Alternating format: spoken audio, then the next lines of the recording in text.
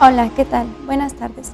A nombre de GBA Consultoría y Capacitación y de la contadora Ángeles Mandujano, quien es directora de este programa, les doy la más cordial bienvenida a una emisión más de su programa de radio vía internet, Los Mejores Fiscalistas de México. En esta ocasión hablando del tema Los derechos humanos en materia tributaria. Hoy nos acompaña el licenciado Pedro Armando Ávila Pérez, de quien me permitiré dar una breve reseña de su trayectoria profesional. Es licenciado en Administración de Empresas y licenciado en Derecho.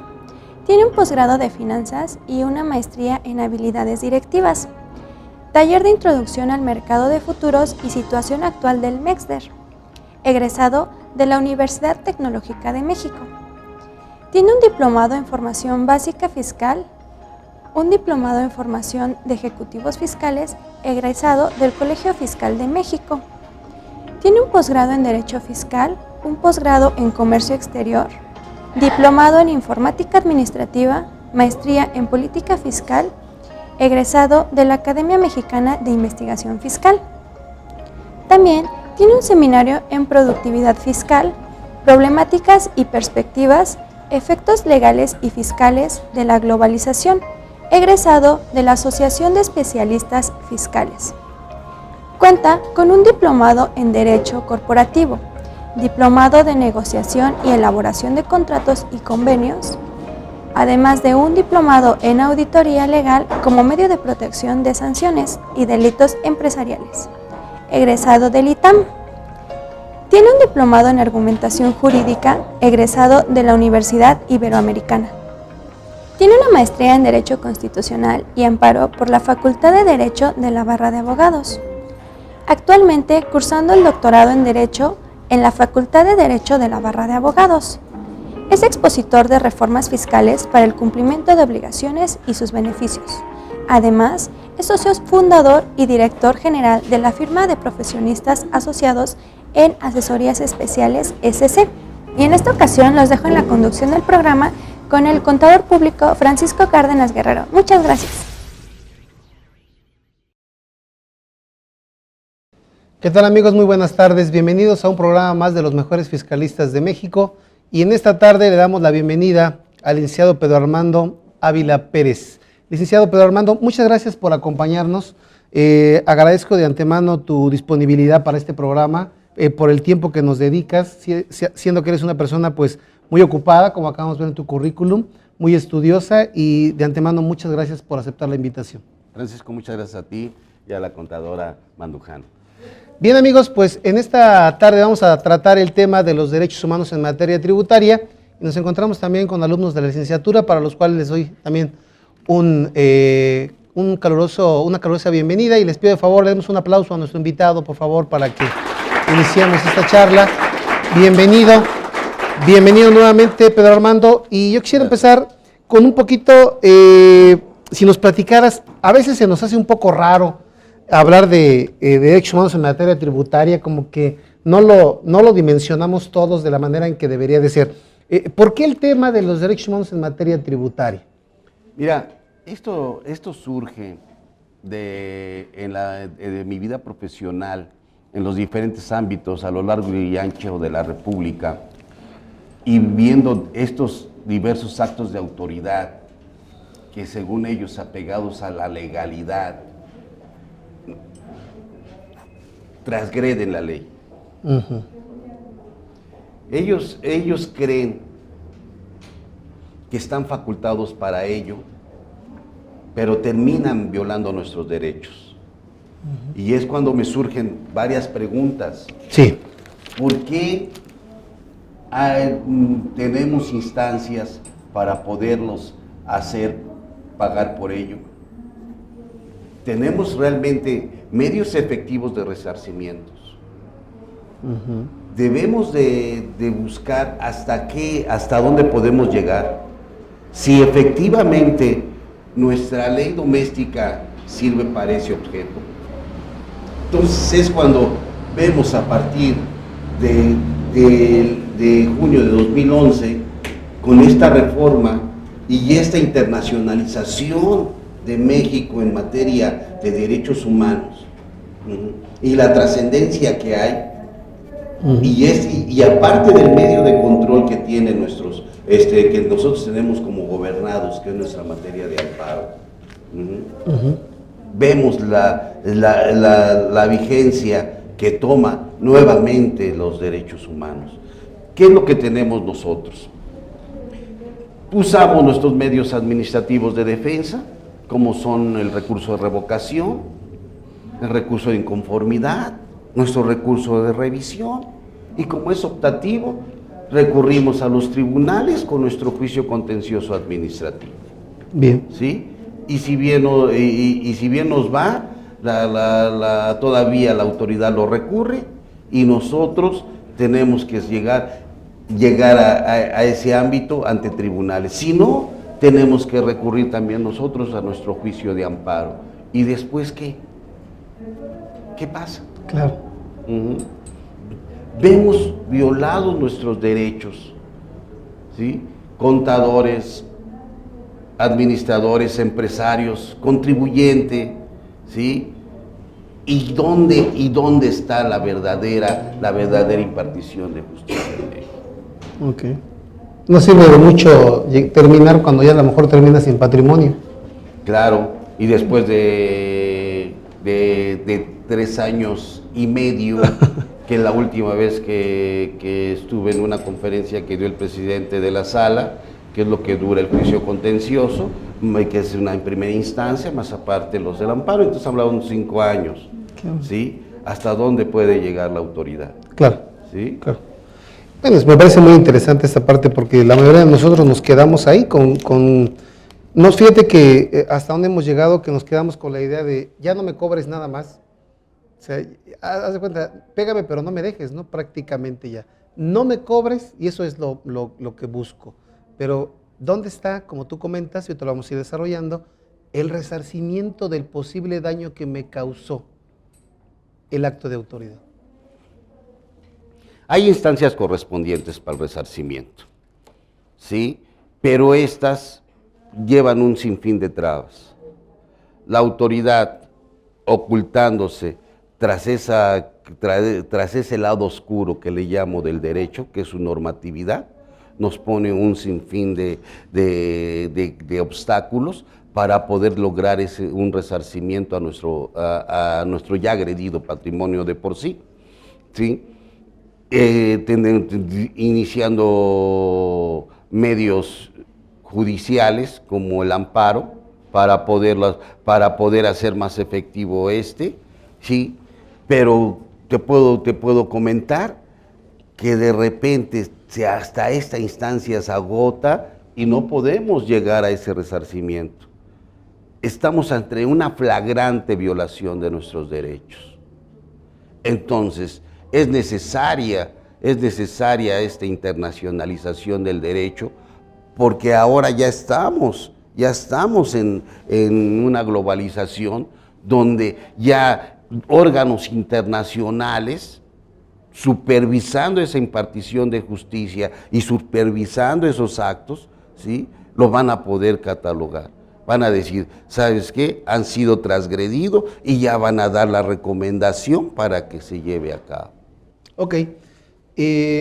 Para poder entender un poquito más de esta parte, ¿no nos podrías comentar en relación a la modificación del 2011 al artículo 1, en donde pues ya no se tutela como tal las garantías individuales, sino los derechos humanos? A veces escuchamos por ahí garantías individuales, derechos humanos, derechos fundamentales, o sea, ¿por qué no nos ilustras un poquito sobre esa parte para de ahí empezar a ver por dónde vamos a poder manejar el tema relacionado con la materia tributaria? Pero primero, ¿a qué obedeció ese cambio del artículo 1 constitucional?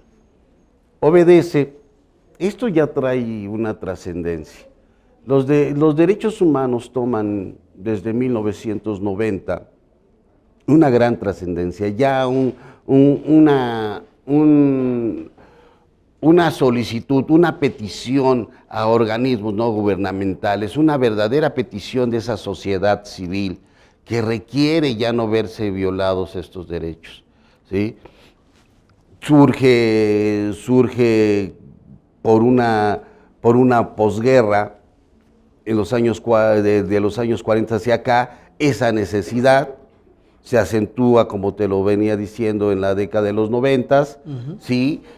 México entra a estos organismos internacionales, nos vemos en la necesidad de empezar a ver cómo nuestros poderes, tanto el legislativo y ejecutivo, van a poder reformar, y se llega a esta ya afortunadamente en 2011 y empieza por el capítulo a elevar al rango constitucional los derechos humanos. Okay. Siempre había esa dicotomía que el capítulo primero decía de las garantías individuales. Ahora ya se da los derechos humanos y garantías individuales. Entonces, aguas, no hay que confundir. Antes era de garantías, ahora ya nos dice, ¿sabes qué? Ahora son derechos humanos, se eleva a rango constitucional, las garantías y sus garantías. Entonces, vamos a ver, ¿sí? Los derechos humanos son lo mejor y la garantía es el medio o la técnica de cómo se va a llegar a que se respeten estos derechos humanos. ¿Sí? Es muy importante verlo, porque de ahí ya desde ahí viene ya para que en el artículo primero, en su párrafo primero, podamos verlo, perdón la redundancia, ¿sí? Podamos ver esta dualidad. Okay. Entonces, nada más para que te vayan aterrizando y vea nuestro auditorio las ideas. Debemos partir. El capítulo primero, anteriormente, era el capítulo de las garantías. Ahora, es de los derechos humanos, ¿sí? Y sus garantías, ¿sí? Entonces, debemos de entender que se eleva a este rango, ya ahí queda como tal los derechos humanos, ¿sí? Okay. Entonces, están por encima. Ya para emplearse, ¿sí? Es cuidar los derechos humanos al rango internacional. Ya mostramos esa cara de qué es lo que importa más. Entonces, ¿quiere decir que la Constitución no protegía los derechos humanos hasta antes de la reforma? ¿O por qué la reforma sí? Mira, antes había yo creo que ya los teníamos. Ajá. Ya se veían de los primeros 29 artículos, ¿sí? Habla de las garantías, derechos y garantías individuales. Ahora separa, son derechos humanos, ¿sí? y sus garantías, ¿sí? ¿Qué es lo que qué es lo que tenemos que entender por ello? Ajá. Que son los mecanismos para llegar a hacer valederos estos derechos humanos. Como voy a tratar de poner un ejemplo. Sí. Antes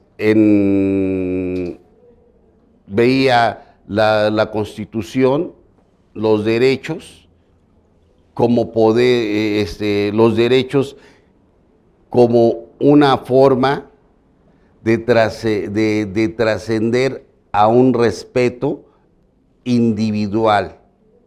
No, tendría que ser los derechos fundamentales. El derecho, el respetar y tener un mecanismo adecuado para llegar que efectivamente se respete. Okay.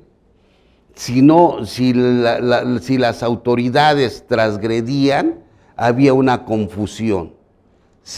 ¿Qué es lo que transgredían? ¿No nuestras garantías o nuestros derechos? No, ahora se separa totalmente, son derechos humanos y las garantías son los mecanismos a que verdaderamente exista un respeto a esos derechos. Okay. ¿Sí? Ya no debe de haber confusión. Okay. ¿Sí? Ya se exalza nada más la frase derechos humanos y se separa la garantía porque es el medio de cómo se van a llegar a respetar ellos. Muy bien. Y en esta tesitura, si partimos de la idea de que estamos en el respeto a los derechos humanos, estamos este principio muy marcado, nos decimos que es pro hombre, ¿en dónde armonizamos con la materia tributaria? ¿En dónde se separa ese respeto como persona, ese respeto como contribuyente? ¿En dónde podemos armonizar esa diferencia para aterrizarla y entonces sí decir que están violentando mis derechos humanos en materia tributaria? Qué excelente pregunta, Francisco. Te puedo decir desde mi muy particular punto de vista. Al ver los actos de autoridad, cuando llegan, irrumpen, secuestran nuestros papeles, nuestra empresa, nuestra oficina, como nuestro patrimonio, ¿no? Nuestro patrimonio, cuentas bancarias, embargos de bienes muebles, inmuebles, bueno, ¿qué? ¿Qué es lo que están violentando? Sí, ¿qué es lo que ellos fundamentando, sí, o llegando presumiendo que puedes poner en riesgo el patrimonio del Estado? Espérame, todavía no hay, ¿sí? Todavía no hay una certeza de que todavía no se agotan los medios de defensa. Claro. ¿Sí? Entonces, ¿por qué sucede ello? ¿Qué es lo que estás violentando? ¿Mi derecho qué? Mi derecho a alimentarme, mi derecho a seguir operando. ¿Qué no son esos derechos humanos? No tenemos el derecho a trabajar, no son los derechos fundamentales. Claro. ¿Sí? El poder seguir dando fuentes de trabajo, el poder tener fuente de ingresos, el poder seguir cooperando igual contribuyendo para este país. Si bien es cierto que es nuestra obligación, también es bien cierto que el Estado, ¿sí?, tiene la obligación de que estos actos de autoridad, ¿sí?, no violenten, ¿sí?, nuestra capacidad, ¿sí?, nuestro derecho fundamental. Y eso lo podemos correlacionar, ya es cuando ya vemos cómo jerárquicamente y el por qué se eleva a este rango, ya se puede hablar que está por encima de cualquier ley. Porque por lo regular las autoridades lo fundamentan, ¿sí?, en leyes secundarias. Correcto. Entonces, con ello, ¿sí?, tenemos que estar en el tenor de que no violenten nuestros derechos. Hay que tener esa idea que son los derechos humanos. Los derechos humanos tenemos que tener, fundamentalmente es un derecho a la vida. Y ese derecho a la vida trae consigo, ¿sí?, un derecho ya implícito a trabajar, a la seguridad social, ¿sí?, a la educación. Entonces ya ven cómo se van desparramando. Claro. ¿Ok? Si tú eres violentado en tu patrimonio, ¿le vas a poder dar educación a tu hijo? No, claro que no. Entonces estás transgrediendo tu derecho humano. Ok. Muy bien, te preguntaba esa parte porque esa armonización es importante para empezar a desligar por dónde nos podemos ir, ¿no? Hacia dónde vamos. Y también porque en la práctica he escuchado mucho que al hablar en materia tributaria, pues hablamos entre otros de dos grandes grupos de contribuyentes. Entonces cuando nos dicen, bueno, a lo mejor en personas físicas sí, pero en personas morales no, dicen algunos autores, oye, las personas morales no tienen derechos humanos. ¿Cómo ves, Pedro? ¿Por qué dices, no? Porque es una ficción jurídica. Así es. Ese es Por eso me interesa mucho tu opinión ahí. ¿Cómo ves? Una ficción jurídica a las personas morales. Entonces, Sí, no si existe. no- Pues, oye, sí te puedes, pero existe, ¿no? sí te puedes quedar con sí te puedes quedar con su patrimonio, sí te Su puedes quedar con patrimonio. todo. Y aquí me voy no nada más al ámbito fiscal, porque voy a hablar de una integración del derecho, Sí. ¿sí? Porque las personas físicas y morales, imagínate, tocamos la rama civil, existen, ¿sí? Claro. Hay personas físicas, personas morales, ¿sí? Y tienen, y todos tienen su esfera jurídica. Ambas gozan de una esfera jurídica, ambas tienen patrimonio, ambas tienen personalidad, ambas tienen su ámbito espacial, sí, pero para cuando quiere la autoridad existe y cuando no, no. No, pero me voy un poquito más para acá. ¿Quién representa entonces a estas personas morales? Somos nosotros, las personas físicas, las que debemos de arriesgar, la que como ustedes van a poner un negocio, van a arriesgar su patrimonio para generar esa ficción jurídica. Ujú. Okay. La van a poder llevar. Entonces, ¿se van a ver afectados o no? ¿Mm? Cuando quiere el Estado, ¿sí? Contamos para tributar, ¿sí? Cuando no quiere, ¿sí? ¿Eres una ficción? No, realmente aquí es un todo. Ujú. Si tenemos ambos espacio, si tenemos ambos esfera jurídica y cumplimos con los requisitos, desde mi punto de vista, también nos vemos afectados. Claro. Y también son nuestros derechos humanos. Coincido, porque finalmente va a recaer en una persona física ese patrimonio algún día. O sea, Claro, es patrimonio, más bien, es patrimonio de la persona física esa entidad económica, ¿no? Esa unidad económica es patrimonio de la persona física también. Forma parte de su patrimonio. forma parte. Sí. Muy bien. Ok, entonces vamos en ese sentido. Ahora, también hubo una modificación muy importante en el artículo 105 constitucional. Esa parte del 105 tiene que ver, entre otras cosas también muy relevantes que me gustaría que nos platicaras, con parte de lo que llamamos control difuso, control de convencionalidad. De convencionalidad. Más que difuso, de convencionalidad. En ese 105. ¿Por qué nos platicas un poquito en qué consistió el cambio del 105, el alcance y la importancia que tiene en el tema que estamos tratando? Claro, son las facultades de atracción que tienen que tiene la Comisión de Derechos Humanos para las cuestiones de inconstitucionalidad. El criterio de la Suprema Corte de Justicia ya se venía dando en esa citada armonización que le llevamos, ¿sí? No debemos de transgredir al 133, ¿sí? Cuando nuestro gobierno firma los tratados, cuando el Estado firma los tratados a través del gobierno, mejor dicho,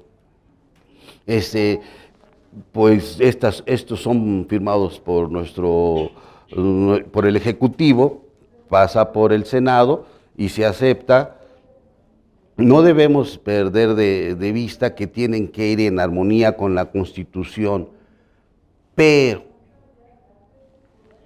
siempre los derechos humanos, perdón que sea tan reiterativo sobre esta frase, siempre van a estar por encima. El control de convencionalidad nos dice, ¿sí? Qué bueno que haya una armonía. Okay. Qué bueno que de repente nosotros vamos a empezar, ¿sí? La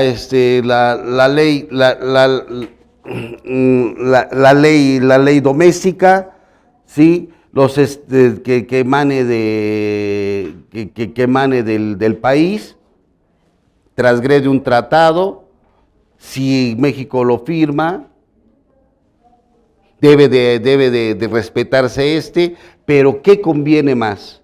Y al contrario, si el tratado transgrede a la Constitución, claro, siempre por encima lo que nos dice el control de convencionalidad es siempre lo que convenga más a los derechos humanos. Ya en materia constitucional, que es lo que nos compete a nosotros, cuando se emanen leyes de las constituciones de los estados, ¿sí?, que son por debajo de la Constitución, ¿sí?, las facultades de atracción que tiene la comisión de llevar a la inconstitucionalidad esas leyes, ¿sí?, para que imperen siempre los derechos humanos.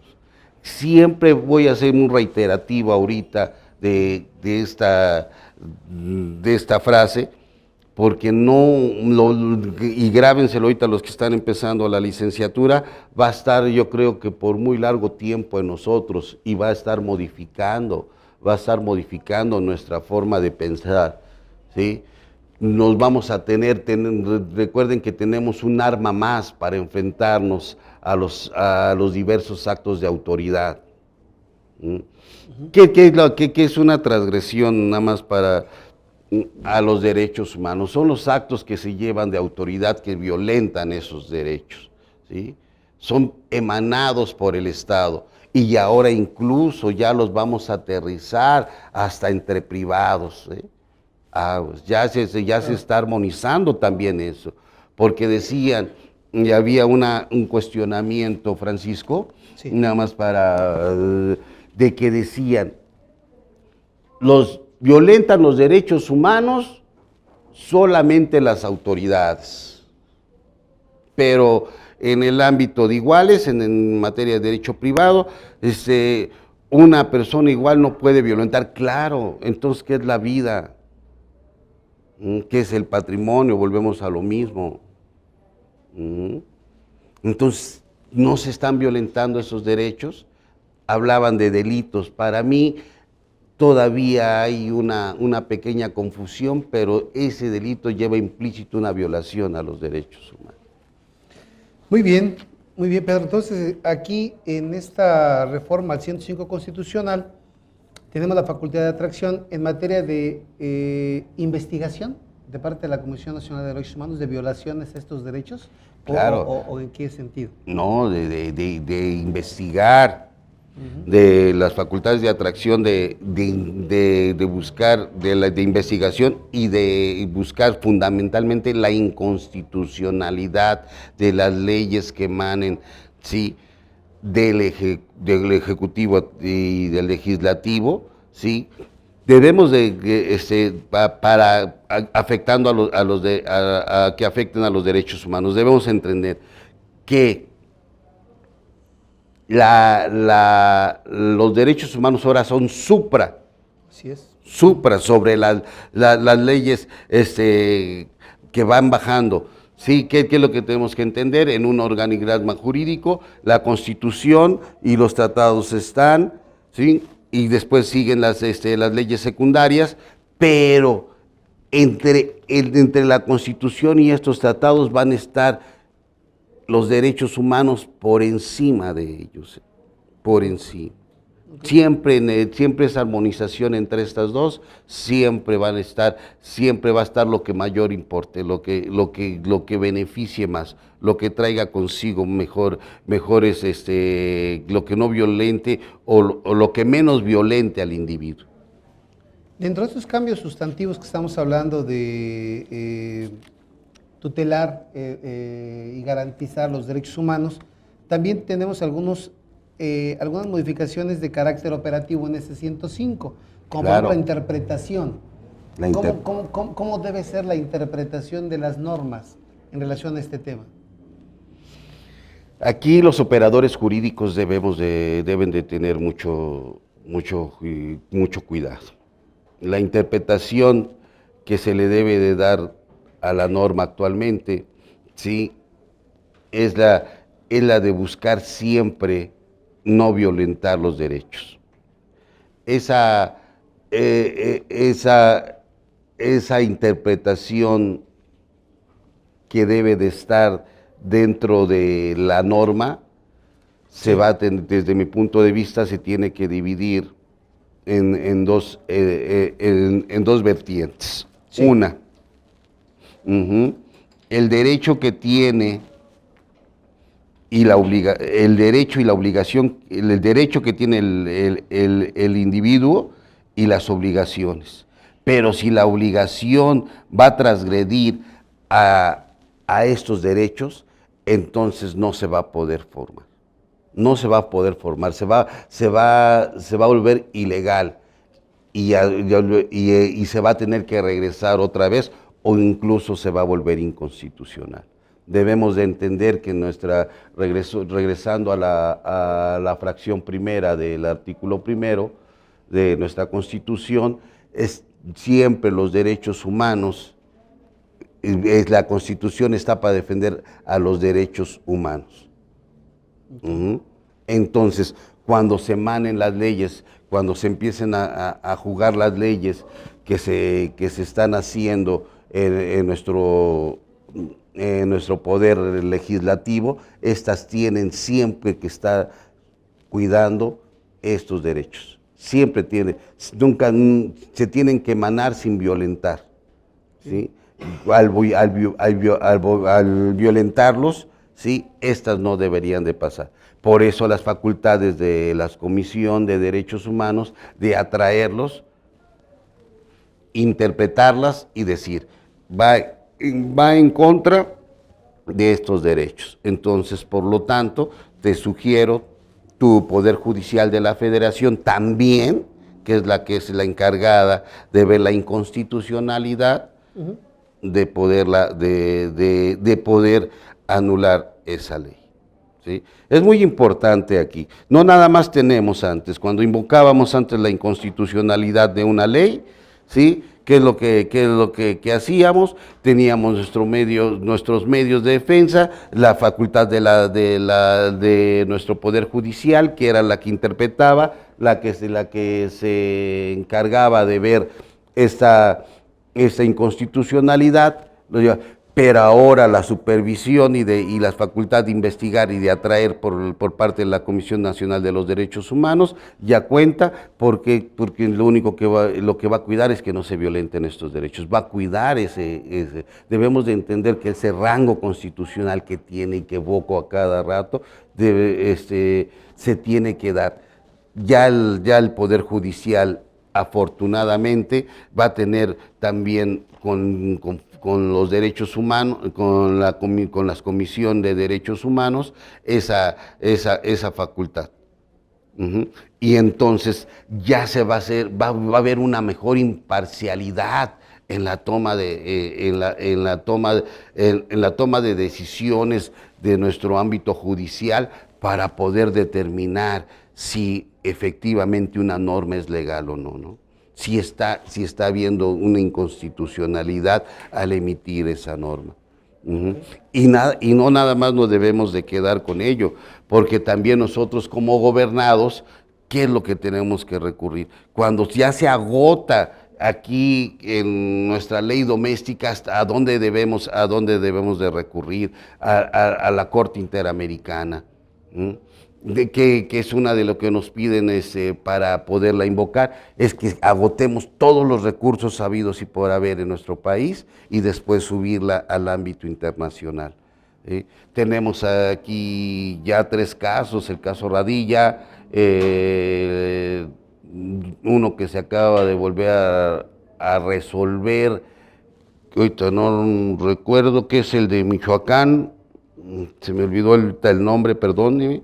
¿De los indígenas que violaron, del ejército? Del ejército, la indígena. No recuerdo el nombre, pero se acaba.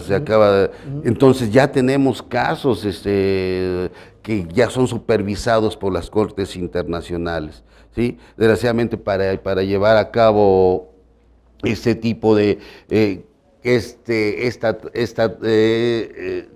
para llevar a cabo este tipo de atracción al ámbito internacional, debemos de agotar, ¿sí?, hasta el último recurso, que es lo único que nos pide, sí, en el ámbito doméstico, ¿no?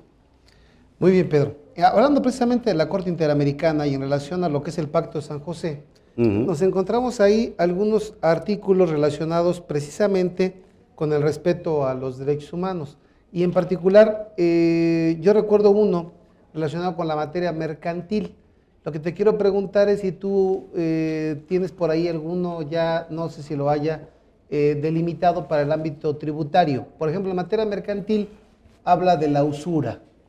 Dice que es una violación a los derechos humanos el interés desmedido, considerándolo como usura. En esta parte más relacionada con la parte mercantil, pero con la parte fiscal, ¿has visto por ahí algún artículo relacionado con ese tema del pacto? No, ¿En la comisión en particular? se está llevando en materia tributaria, y qué bueno que pones el ejemplo de la usura, es cuando hablábamos, me regreso nada más un segundo y ahorita retomo la materia fiscal, cuando hablamos de que había, y qué bueno que ya hay ese concepto, de que no nada más las autoridades cometen violaciones a los derechos humanos, sino también en particulares, ¿no? Y ahí está, y el ejemplo es muy claro, es el de la usura, y es que bueno que acaba de salir en San José. En materia tributaria, ¿sí? Y debemos de entender, desde mi muy particular punto de vista, podemos elevar ahorita la implementación o lo que se quiere estructurar en materia del impuesto al valor agregado. El homologarlo para alimentos y medicinas. ¿Hasta dónde afectará el patrimonio?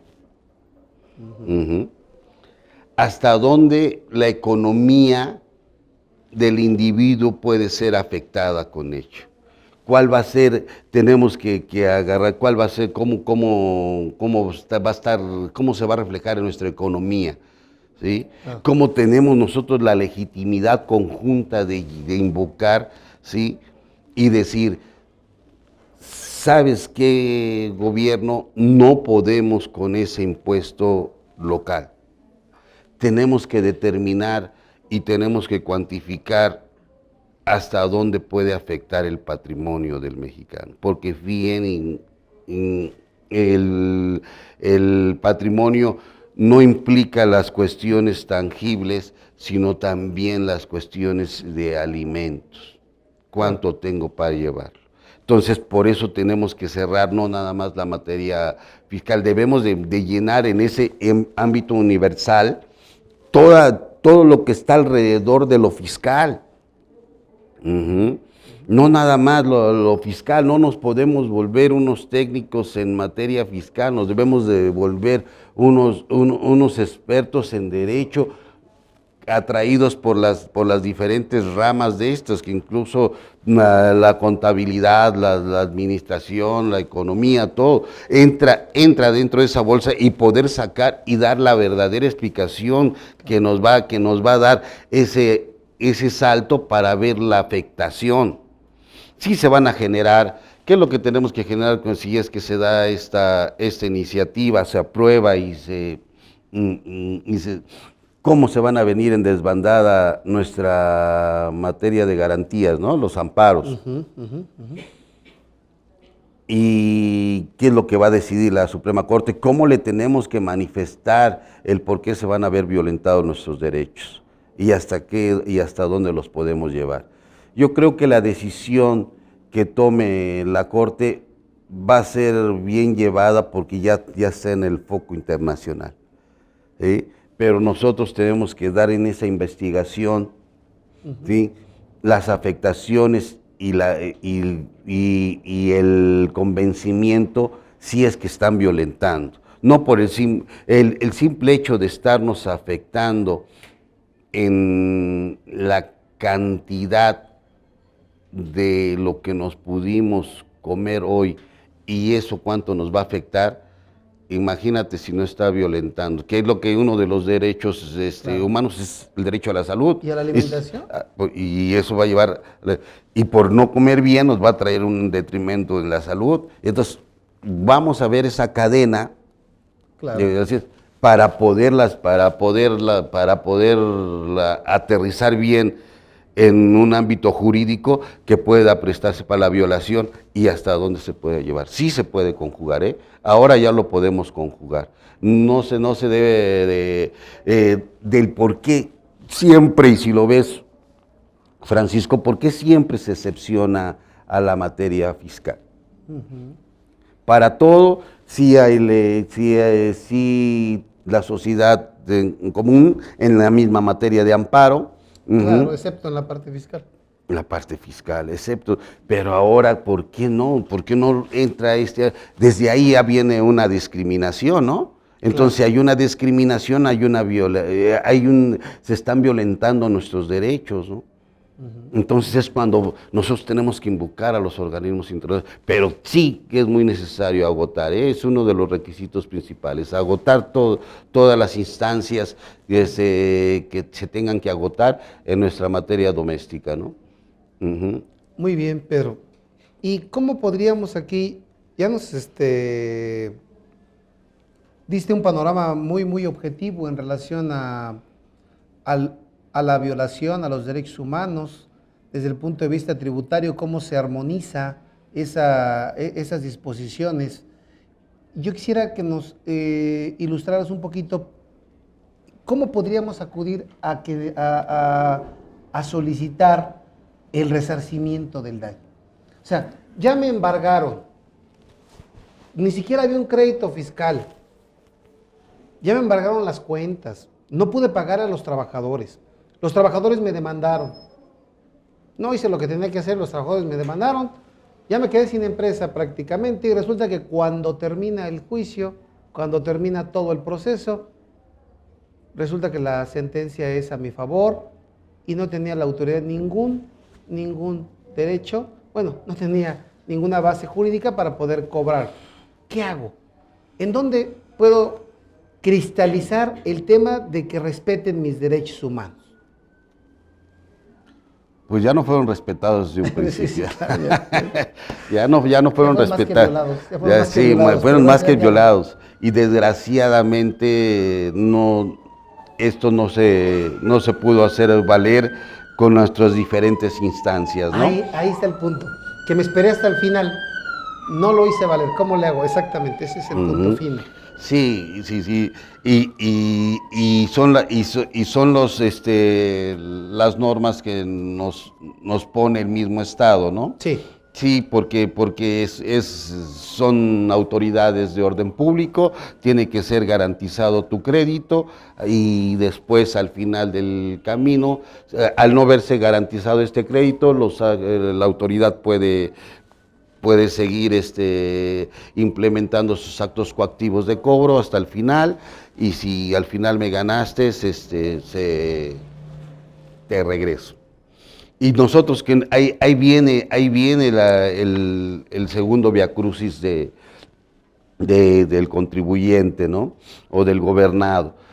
A ver, autoridad, te estoy diciendo que me quitaste, por decir, me quitaste, mi patrimonio era de 100 pesos, ¿sí? Y la autoridad me dice, sí, efectivamente, veo que tienes tu sentencia, ¿sí? Que es ejecutable, que vas a... pero para que te la regrese, en primer lugar, necesito constatar que efectivamente esa sentencia sea válida. Déjame llevarlo a mi administración jurídica, que es la que va a convalidar. Porque hasta incluso ahí nos metemos hasta la propia interpretación, ¿no? nos dice, y después de un tiempo nos vuelve a contestar: fíjate, contribuyente, que no me satisface. Regrésate a la autoridad que te dio la sentencia para que ésta pueda ser convalidada. Y nosotros recurrimos a la autoridad y dice: ¿sabes qué? No es ejecutable, no ha sido ejecutada la sentencia. Entonces vienen los diferentes, viene la repetición del acto jurídico que le dice a la autoridad: ¿sabes qué? Efectivamente la sentencia fue bien llevada, está bien determinada, no hay que interpretar nada, se tiene que ejecutar, y tú le tienes que devolver al contribuyente lo que embargaste o lo que lo llevas lo que le quitaste en su momento. Y nos vamos a ir con la sanción para el funcionario, y nos vamos a ir con el jerárquico superior, y nos lleva un sinfín no sinfín, tiene hasta un límite. Y ya sobre de esa, fíjate, y corriste con la suerte, porque le dices ahora a la autoridad: fíjate que voy a ir con la Comisión Nacional de los Derechos Humanos, y ahí sí te la hace, como ya tiene un ámbito constitucional, efectivamente te regreso. Y aquí están tus 100 pesos. Pero fíjate, autoridad, que después de determinado tiempo ya no son esos 100 pesos, que es lo que para mí es lo importante. Mi fábrica, mi lugar de trabajo, ya no va, los 100 pesos al tiempo que debería de estar, ya no son esos 100 pesos. Y le hacemos lo que es, y ahora son 200 pesos los que me debes. Porque tú sí, autoridad, así es, sí me cobras un impuesto por lo que te dejo de pagar, y me lo actualizas a valor presente también. Y me multas. Y aparte la sanción, ¿no? Entonces yo quiero que, pues tú nada más tienes derecho a esos 100 pesos. Desde mi punto de vista, ahí es cuando hay una violación a los derechos humanos. Eso es, y a mí ya me pasó. A mí ya en la vida profesional, por eso son de las cosas que me preguntaba al principio: ¿cómo puedo hacer que se sancione? ¿Sí? Efectivamente, y ahorita yo tengo un caso en la Comisión ya Interamericana de los Derechos Humanos, donde el resarcimiento no se me entregó en su totalidad. Con una proyección financiera, claro, por ustedes, en la cual estoy comprobando que efectivamente, aparte de que no nada más fueron los 100 pesos, sino lo que yo pude producir fueron 50 pesos, más lo que me quitó el fisco, que me debe de pagar, sí, aparte del interés, el valor presente, porque a mí nada más me dice: y si bien me va el interés, entonces esto ya es una cantidad bastante fuerte, que ya es un resarcimiento efectivo. Correcto. Sí, y no es como el que me quiere, que con las reglas de carácter general, ¿sí?, en su código fiscal, ¿sí?, donde ellos ya tienen tipificado para el contribuyente lo que le tienen que regresar, ¿sí?, pero debemos de entender, ¿sí?, que es una ley inferior a lo que impera. Y regreso otra vez, entonces los derechos humanos, ¿dónde están? Claro. Son están por encima, y me estás violentando porque estás atentando contra mi patrimonio. Entonces, ¿qué es mi patrimonio? Son derechos míos. Claro. Entonces, te puedo decir que a la fecha no sé todavía si yo creo que sí se me va a ver, creo que sí se me va a hacer justicia en ese aspecto. Creo que no va a tener que ellos mismos ya lo están tomando. Ya tengo pláticas con la misma autoridad donde estamos viendo. Sí tuve por ahí yo una sentencia donde cuando tuve que fue un pago de lo indebido y me lo tuve que devolver, desgraciadamente en aquel entonces, y eso fue hace 4 años, la sentencia y lo que me tuvieron que sí peleé los recargos, la autoridad con sus cuentas chinas fue ínfimamente menor a lo que me regresó después de un juicio de 5 o 6 años, ¿sí? Y que no pude llegar a una instancia internacional. Ahora ya lo veo con esta nueva valoración, ¿sí? Que sí lo puedo llevar a cabo, ¿no? Que al vernos violentados, ¿sí? En nuestro patrimonio, y debemos de englobar todo lo que traen nuestros derechos humanos, cómo los podemos sentar, todas esas aristas que se dan, qué son los derechos humanos, cuáles son las aristas, el derecho a la salud, el derecho a la vida, el derecho a salvaguardar mi patrimonio, todas las aristas que traen nuestros inmersos esos derechos, cómo los tendremos que hacer. Que si tenemos que recurrir, desgraciadamente no he visto un camino más corto que el que agotando todo. Hubo un comentario, un comercial donde no podía, donde en el sexenio pasado, donde decía, ahora le vamos a dar al delincuente donde se merece, ¿sí? Lo vamos en donde más le duele, en su patrimonio, incluso lo hicieron hasta comercial, no sé si iba por ahí, ¿sí? Pero desgraciadamente cuando nos tipifica la ley, ¿sí? Y a nosotros que según la presunción de contrabando y cuando hay un embargo precautorio es delito, y si se convierte entre comillas o la presunción es delito, entonces nos van a pegar donde más me duele.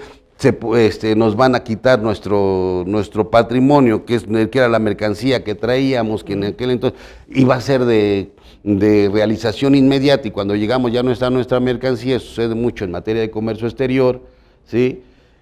Y cuando quieres que te regresen tu mercancía, ¿sí? Y te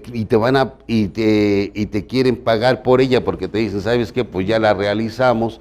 Cuando te quieren regresar, la autoridad te dice, pues fíjate que cuando entró esa mercancía valía 100 pesos porque es tu valor factura. Espérame, pero si ya pagó todos los impuestos correspondientes al comercio exterior y no pagué 100 pesos, ¿no? Claro. Pagué el IVA, 150 pesos.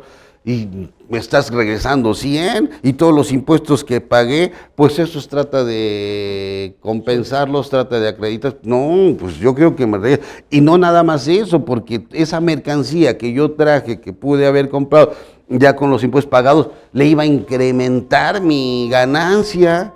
Entonces, ¿qué me estás violentando? Mis derechos humanos al trabajo, incluso no me dejas ni ganar. Y ya después de tiempo, me estás regresando algo que no es.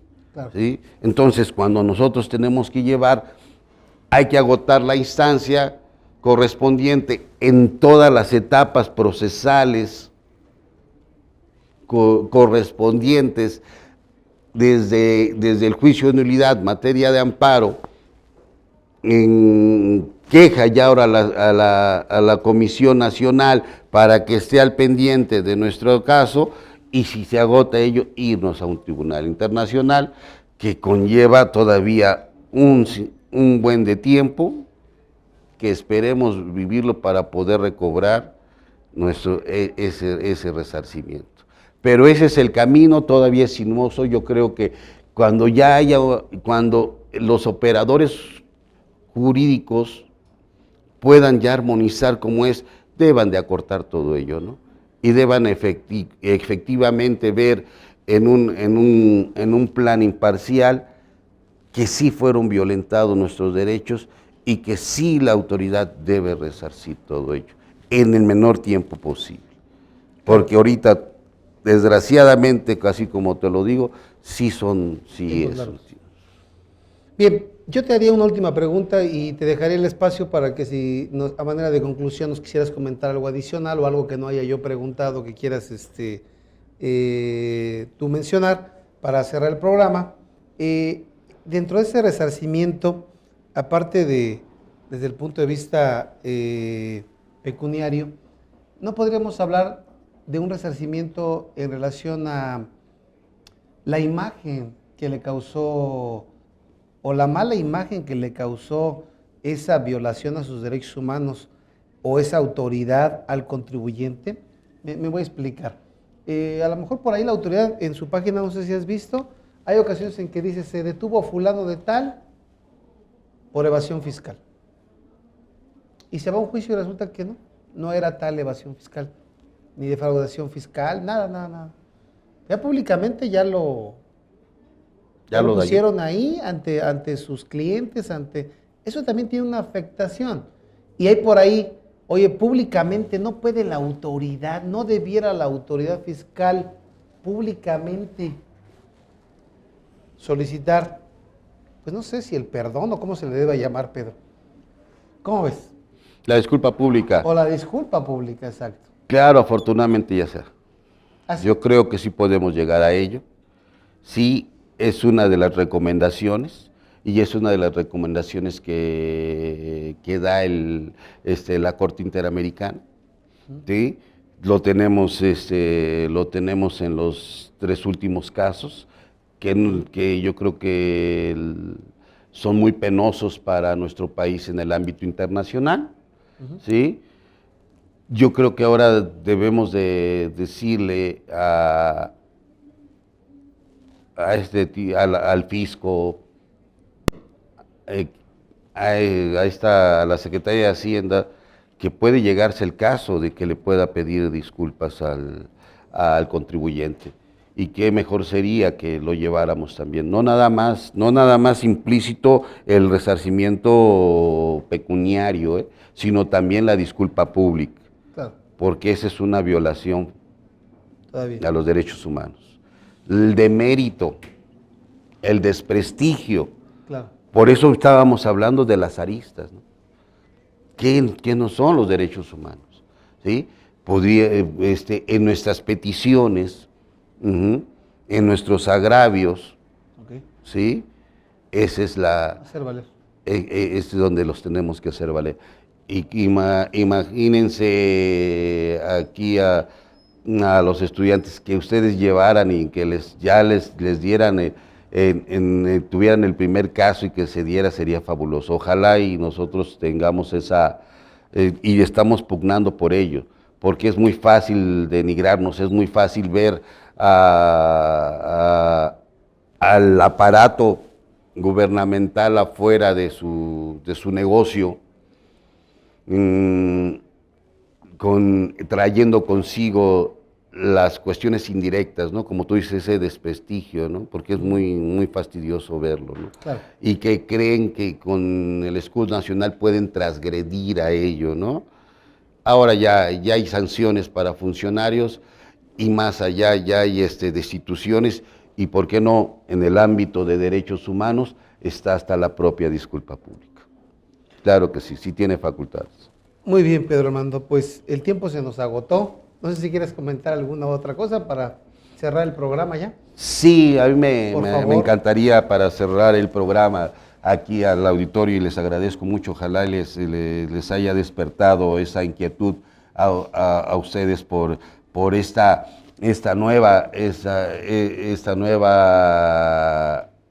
nuevo ámbito del derecho, ¿sí? en materia internacional, para que deben de entender y debemos de ver que ya no nada más nos debemos de centrar en una sola materia.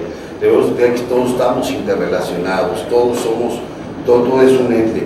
Como les decía, vamos a sacar toda la universalidad para que esta universalidad saquemos realmente el problema que nos acoge. Llevar los 3 pasos, primero en el ámbito universal, que es internacional, llevarlo a nuestra área doméstica, sacar lo que tenemos que ver aquí para nuestra materia que implica la fiscal, y el tercer paso ya tener la técnica para poder dar una buena defensa, para poder abogar bien por nuestro cliente o hasta por nosotros mismos. Lo que quiero decir es que nuestros agravios, en primera instancia nuestros agravios, ¿sí?, tienen que convertirse en las violaciones, y estas violaciones tienen que convertirse en las violaciones a los derechos humanos, ¿sí? Tenemos que ir más allá, ¿sí? Son los 3 pasos que tenemos que dar, que esos agravios ya tengan en sí las violaciones cometidas a la posición para que llevemos a la materia de amparo, y esas violaciones ya tengan en sí todas las violaciones cometidas a los derechos humanos, por si necesitamos irnos al ámbito internacional. Entonces tenemos que tener ya en conjunto eso. Desde antes tenemos que pensar para tener una muy buena finalización, ¿sí?, en lo que queremos atraer para nosotros, que es una verdadera justicia tributaria. Les agradezco mucho su atención, te agradezco mucho, Francisco, le agradezco mucho a la contadora Mandujano y espero haber llenado sus expectativas. Les agradezco mucho. Muchas gracias, Pedro. Pues los agradecidos somos nosotros por tu tiempo, tu espacio, tus conocimientos. Y antes de cerrar el programa, yo quisiera entregarte un reconocimiento, no sin antes, vamos a ofrecerle un aplauso, por favor, al licenciado, por su participación en el programa. Muchísimas gracias nuevamente, y me va a permitir leer el reconocimiento, que dice así: GBA Consultoría y Capacitación SC se enorgullece de entregar el distinguido reconocimiento por su participación en el programa Los Mejores Fiscalistas de México al licenciado Pedro Armando Ávila Pérez por su destacada trayectoria profesional y por su invaluable ejemplo de capacidad, sabiduría y competencia aplicada al ejercicio de la consultoría fiscal en México. Firma de alcalce, contador público Ángeles Mandujano López, contador público certificado Andrés Ávila García, México DF, marzo del 2013. Licenciado, un aplauso, por favor. Gracias. Muchas gracias. Felicidades. Y muchas gracias. Bien, amigos, hasta la próxima con un programa más de Los Mejores Fiscalistas de México. Muy buenas tardes.